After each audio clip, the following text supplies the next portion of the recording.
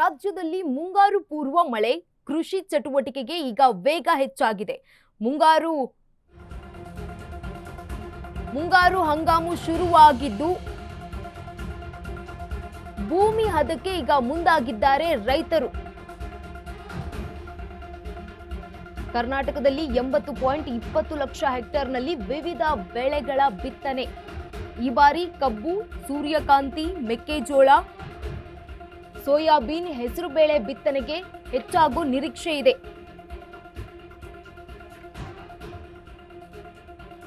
ನೀರಾವರಿ ಪ್ರದೇಶದಲ್ಲಿ ಕಳೆದ ಬಾರಿಗಿಂತ 17% ಬಿತ್ತನೆಗೆ ಹೆಚ್ಚಾಗಿರುವಂತದ್ದು. ರೈತರಿಗೆ ಸಮಸ್ಯೆ ಆಗದಂತೆ ನೋಡಿಕೊಳ್ಳಲು ಕೃಷಿ ಇಲಾಖೆ ಸಿದ್ಧತೆ ಕೂಡ ಮಾಡಿಕೊಂಡಿದೆ. 1 ಲಕ್ಷ ಕ್ವಿಂಟಲ್ ಬಿತ್ತನೆ ಬೀಜ ದಾಸ್ತಾನಿಗೆ ಈಗ ಕೃಷಿ ಇಲಾಖೆ ಮುಂದಾಗಿದೆ.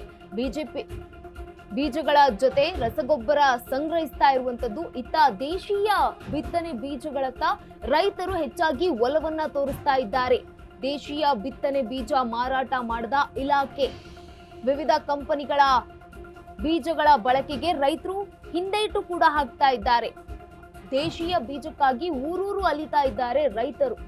ದೇಶೀಯ ಬಿತ್ತನೆ ಬೀಜ ಮಾರಾಟಕ್ಕೆ ಹೆಚ್ಚಳ ಮಾಡಿ ಅಂತ ರೈತರು ಕೂಡ ಈಗ ಪಟ್ಟು ಹಿಡಿದಿದ್ದಾರೆ.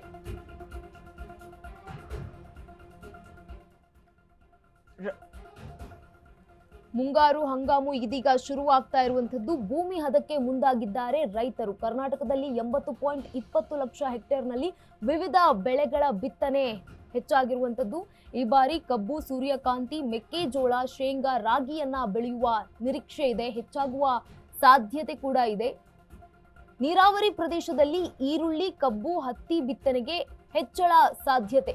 ಕಳೆದ ಬಾರಿಗಿಂತ 17% ಬಿತ್ತನೆ ಪ್ರದೇಶದಲ್ಲಿ ಹೆಚ್ಚಾಗೋ ಸಾಧ್ಯತೆ ಇರುವಂತದ್ದು.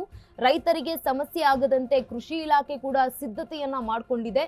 1 ಲಕ್ಷ ಕ್ವಿಂಟಾಲ್ ಬಿತ್ತನೆ ಬೀಜ ದಾಸ್ತಾನಿಗೆ ಕೃಷಿ ಇಲಾಖೆ ಕ್ರಮ ಕೈಗೊಂಡಿರುವಂತದ್ದು.